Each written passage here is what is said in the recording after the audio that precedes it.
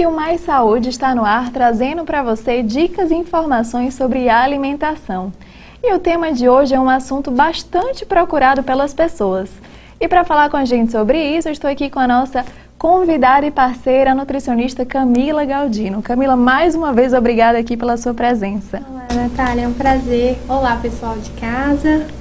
Camila, hoje o tema vai ser sobre alimentação pré e pós-treino. Eu imagino que muita gente acabe procurando uma nutricionista quando começa a fazer uma atividade física. Existe uma diferença na alimentação para quem faz uma atividade moderada, como uma caminhada, para a alimentação para quem faz uma atividade mais pesada, como a musculação? Bom, Natália, esse realmente é um assunto que interessa muitas pessoas e que leva muitas pessoas para o consultório também, né? Muita gente vai até o consultório em busca de uma dica, né? De uma orientação sobre uma alimentação correta para antes e após a prática de atividade física. Existe sim diferença, porque tudo vai depender do tipo de atividade que a pessoa vai fazer, do objetivo dela com a atividade. Por exemplo, algumas pessoas vão fazer atividade física com o objetivo de perder peso. Outras vão fazer atividade física com o objetivo de ganhar massa muscular, né? Então, assim, vai depender também do tipo de atividade e também da demanda de energia que essa atividade vai ter para a pessoa, né? Por exemplo, uma caminhada não vai demandar tanta energia como, por exemplo, um crossfit, como, por exemplo, um jump. Deu para entender? Deu sim, mas você pode falar algum tipo de alimentação, assim, para as pessoas poderem ter noção do que podem ser ingeridas antes de cada atividade? Sim. Bom, para uma alimentação, para uma atividade mais básica, né, que não demanda tanta energia, tipo uma caminhada, a gente pode ter uma alimentação mais tranquila. Por exemplo, antes de ir para uma caminhada, a gente pode tomar aí uma água de coco, que é bem hidratante, comer uma fatia de pão, como uma fatia de queijo, um carboidrato aí para dar energia, para a gente poder fazer a caminhada, uma fatia de queijo aí para ser um aporte proteico, para ir fazer a caminhada, e tomar um suco ou uma fruta e tá tranquilo, pode ir para a caminhada. Já a pessoa que vai fazer uma atividade que vai demandar muito mais energia, vamos, por exemplo, um jump, um crossfit, né? Então, ela vai precisar de mais carboidrato para ter mais energia, né? Então, assim, talvez a gente já pode trabalhar com ela com 2 fatias de pão, com uma crepioca, né? Mistura aí da goma de tapioca com um ovo, uma batida proteica, por exemplo, um leite batido com banana, com cacau, com nozes. Aí já vai ter que ser uma alimentação mais rica, mais nutritiva, para dar mais suporte para essa pessoa que vai ter um gasto energético maior. Isso seria um exemplo para o pós também? Dá para repetir o que você comeu antes? Então, também vai depender do objetivo da pessoa, tá? Quando a gente volta da atividade física, a gente teve muito gasto energético. Então, é interessante a gente comer o menos de carboidrato possível após a atividade física. Dependendo do nível vamos dizer assim, do nível de atletismo da pessoa, né? Do nível de que a pessoa aí pratica atividade física, porque algumas pessoas praticam atividade física de forma profissional, né? Então, às vezes a pessoa nem vai consumir carboidrato no pós-treino. Então, vamos pegar aí a pessoa que foi para caminhada, né? Ela pode comer uma fruta após a caminhada, comer aí mais uma fatia de pão com um ovo mexido, um excelente pós-caminhada, tomar um copo de leite, tá? Esse seria um pós-caminhada legal. Agora, um pós-treino, para quem foi lá, queimou muita energia, a gente vai precisar aí repor proteína, né? Então, talvez uma refeição mais proteica, por exemplo, tem gente que usa suplemento, então bater um whey protein com uma banana, igual do pré-treino, um ovo mexido com chia ou com linhaça, um suco, né? Então, assim, vai ser mais elaborada também a refeição de quem pratica uma atividade física mais pesada. Em relação a essas atividades físicas mais pesadas, a gente sabe que muita gente acaba utilizando de suplementos termogênicos e proteicos. Existe alguma recomendação sobre a utilização desses produtos? Sim, os suplementos termogênicos, né, que a gente tem muito comum aí, a cafeína, as pessoas utilizam com a intenção de ajudar a queimar mais caloria ali durante a prática de atividade física. A gente tem que ter cuidado, né, porque tem uma recomendação de ingestão de cafeína, mas a gente tem que tomar cuidado porque esses produtos podem deixar a pessoa mais irritada, por exemplo, a cafeína, que é uma substância que deixa a pessoa mais alerta, mais ativa, então ela pode, consequentemente, deixar a pessoa mais nervosa, mais irritada, impaciente. Então a gente tem que balancear, né? Se realmente o que a gente está querendo com aquilo está sendo, valendo, né? Está sendo vantajoso contra os efeitos adversos que ela pode trazer para a gente.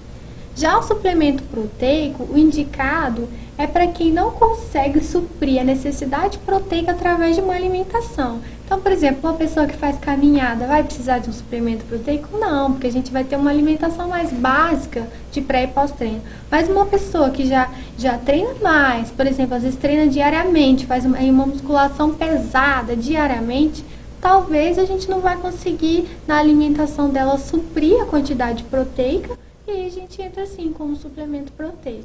E no caso dessas pessoas que fazem uma atividade moderada ou às vezes começam a malhar, mas não vão, levam a academia assim meio, sabe como é, e utilizam esse tipo de produto, né? Isso acaba virando gordura, o que acontece no organismo? Sim, a gente tem que ter esse cuidado, né, especial, porque a gente não precisa de ficar ingerindo um suplemento sem necessidade. Isso aí vai ofertar uma quantidade maior de proteína para o nosso corpo, que a gente tem que saber utilizar ela. A gente quer que ela vire massa muscular, então a gente tem que trabalhar para ela virar massa muscular. Se a gente ficar em casa e tomar suplemento proteico achando que vai ganhar massa muscular, não vai acontecer isso, tá? Então, assim, a gente vai utilizar isso aí como forma de energia e não vai ter o efeito que a gente quer, que é a de massa muscular, tá?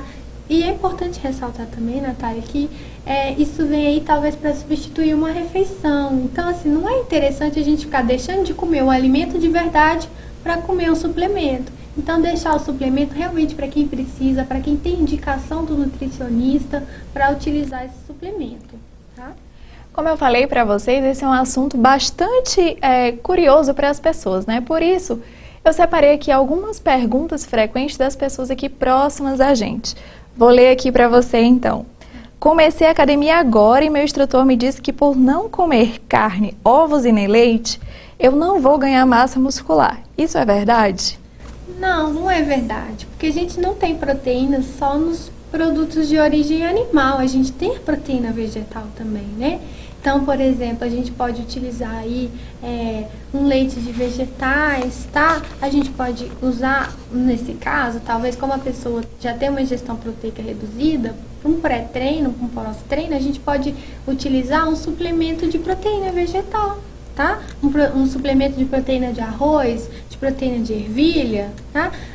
Soja é uma excelente fonte de proteína, o feijão. A gente não tem proteína só nos produtos de animais, tá? A gente tem proteína vegetal também, que pode suprir tranquilamente a necessidade proteica da pessoa que é vegetariana. A segunda pergunta aqui, a gente vê que é uma curiosidade geralmente das pessoas que costumam começar a malhar e a principal preocupação. Dá para ganhar massa sem suplemento?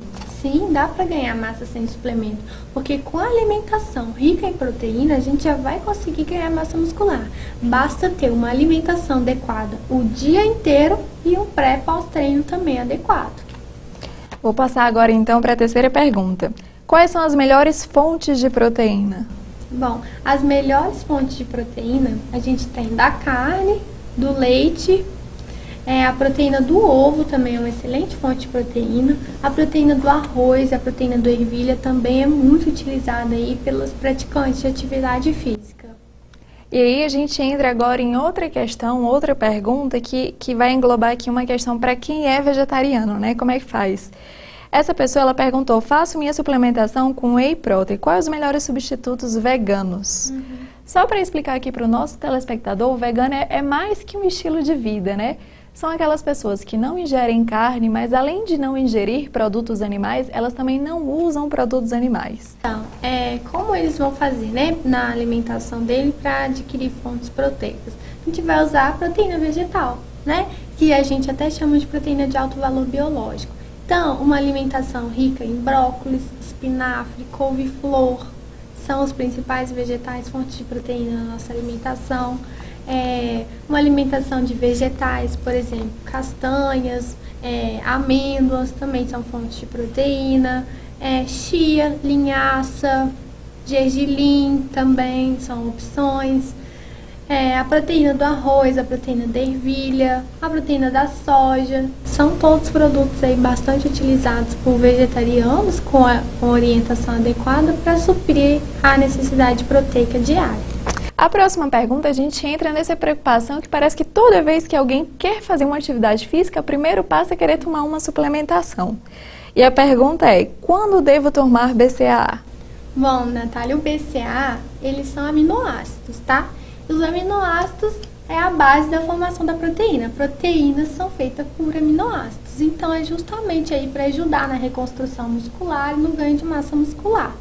Bom, a gente deve tomar o BCAA quando não consegue suprir pela alimentação, né, de forma natural, aí a necessidade proteica, a necessidade de aminoácidos. Tá certo? Então, assim, num pré-treino, num pós-treino, é muito comum das pessoas utilizarem. A gente só não deve utilizar de forma indiscriminada, né? Sem saber para que está utilizando, só porque é moda usar BCAA. Então, procurar saber por que está utilizando e com a orientação de um profissional também, né? Para te indicar com o que combinar o BCAA, em que horário utilizar, antes ou após a atividade física, que vai tudo depender da sua rotina, do que você pode comer antes, do que você pode, do seu tempo também, né? Para poder se alimentar aí antes e após a prática de atividade física. Que ele vai fazer ajudar no ganho de massa muscular, tá? Mas aí a gente vale pesar na balança para ver se realmente dá para você se alimentar, por exemplo, dá para você comer um ovo, fazer uma refeição com um ovo, um leite, ou precisa realmente apelar para o uso de suplementos. Em resumo, a resposta seria procure um nutricionista e você vai saber quando você precisa começar a tomar. Ter uma orientação adequada, né, Natália? Porque assim, a gente tem hoje um uso muito indiscriminado de suplementos. E a gente tem que lembrar que quem realiza, né, a eliminação dos metabólitos final da proteína é o rim. E a gente tem aí tido muitos estudos hoje, a gente tem visto muito na mídia pessoas com problemas renais devido ao uso inadequado de suplementos proteicos. Então, assim, não adianta querer comer proteína sem uma orientação. A gente tem que ver até onde cada pessoa pode chegar, cada indivíduo pode chegar, de forma que não traga malefícios para a sua saúde. A gente tem que pensar como um todo, não só ficar focado em ganhar massa muscular. Inclusive, Camila, para o nosso telespectador, eu vou pedir licença, a gente tem uma matéria super bacana que eu fiz aqui com a médica especialista em uroneurologia, e ela falou sobre pedra nos rins. E eu lembro dela falar sobre isso, né, que as pessoas usam principalmente a vitamina C, assim, sem saber, e pode acabar ocasionando esses problemas que você acabou de citar. E aqui, continuando, a próxima pergunta. O que tomar no pré e pós-treino? Que as pessoas acabam se preocupando muito com isso, né? De tomar produtos e às vezes não fazem uma alimentação direito. Bom, pra gente ir pro pré-treino, né? Antes de fazer atividade física, é legal então a gente ter uma fonte interessante de carboidrato. Então o ideal é que a gente consiga se alimentar aí com 1 hora de antecedência da atividade física. Então a gente procurar um carboidrato integral, que é um carboidrato de lenta absorção e ele vai te garantir o fornecimento de energia ao longo da prática de atividade física. É interessante também a gente ter uma porção de proteína, tá? No pré-treino também, para garantir o aporte muscular, para levar energia para o músculo, levar nutrição para o músculo, para a gente não utilizar o músculo como forma de queimar a energia, né? A gente utilizar a gordura para produzir energia e queimar a gordura, não queimar músculo. E o tempo para tomar ou para se alimentar? Quanto tempo antes de fazer uma atividade física? Sim, lógico que vai depender da rotina de cada um. Mas, por exemplo, o ideal seria a gente se alimentar com 1 hora de antecedência para a gente poder aí sim usar um carboidrato integral, por exemplo, uma fatia de pão integral, um bolo integral, um ovo com... Vamos fazer um omelete, tipo uma crepioca, mas aí um ovo batido com farinha de linhaça, tá? Agora, uma pessoa que já vai se alimentar mais próximo do horário de praticar atividade física, por exemplo, 30 hora, aí ela já pode usar uma tapioca, que a tapioca é um carboidrato simples e de rápida absorção. Como a pessoa já vai praticar atividade física já mais de imediato e precisa de energia mais rápida, a tapioca é uma opção interessante. E aí o que a gente pode rechear a tapioca? Com uma fonte proteica, um queijo, um ovo, um atum, uma pasta de amendoim, que também está sendo muito comumente utilizada, né? E beber um suco hidratante, uma água de coco. A gente tem também o uso da beterraba, bastante comum no pré-treino, porque a beterraba ela vai garantir aí mais óxido nítrico para o nosso corpo. O óxido nítrico ele tem uma ação muito interessante que ele vai dilatar as veias sanguíneas e vai melhorar a circulação sanguínea. Melhorando a circulação sanguínea, a gente tem uma melhor oxigenação dos tecidos e aí a gente tem mais fôlego, né? Mais energia, digamos assim, para poder praticar atividade física. Então, por essa função de levar oxigênio para os nossos tecidos, a beterraba é muito comumente utilizada no pré-treino. Então, a gente pode fazer um suco de beterraba, utilizar a beterraba como recheio no sanduíche. É uma opção interessante, tá? E sobre o pós-treino, Natália, a pessoa ela pode utilizar aí uma quantidade maior de proteína, igual eu falei, pra gente não acumular muita gordura, né? Mas queimar a gordura que a gente já tem estocada, a gente pode utilizar uma quantidade reduzida de carboidrato. Então vamos utilizar aí queijos, ovos, omeletes, leite, o pessoal usa, né, o whey protein, a proteína do leite, a gente pode tomar o leite, né, quem não tem nenhum problema em consumir o leite, pode utilizar o leite, fazer uma batida interessante de leite, tá? São aí opções práticas, fáceis da gente fazer em casa para utilizar numa alimentação. Lembrando que isso também vai variar de acordo com o horário que a pessoa vai para academia, né, eu imagino que quem malha de manhã ou malha à noite, o tipo de pós-treino deve ser diferente. Sim. Por exemplo, uma pessoa que vai malhar lá pelas 10, 11 horas da manhã. Quando ela chegar em casa, o pós-treino dela pode ser o almoço dela. Não precisa dela fazer uma outra refeição além do almoço, não. Pode ser o almoço. A gente tendo aí um almoço balanceado, com uma fonte proteica interessante, né? Por exemplo, filé de frango, muito comumente utilizado pelos praticantes de atividade física. Bastante salada, um arroz integral, um feijão. Por que não? Tá? Não tem problema nenhum, é só saber mesmo equilibrar, ter dosagem, sem exagerar e o mais importante, gente, com a orientação de um profissional, não vamos fazer nada sem saber o que a gente está fazendo, porque como a gente já disse, os suplementos eles podem trazer malefícios para a saúde também, então vamos pensar na nossa saúde como um todo, não só em questão estética para o ganho de massa muscular. Camila, a gente agradece então aqui a sua participação e o quadro Mais Saúde vai ficando por aqui. A gente espera você na próxima semana com mais um tema a ser abordado. Até lá, então!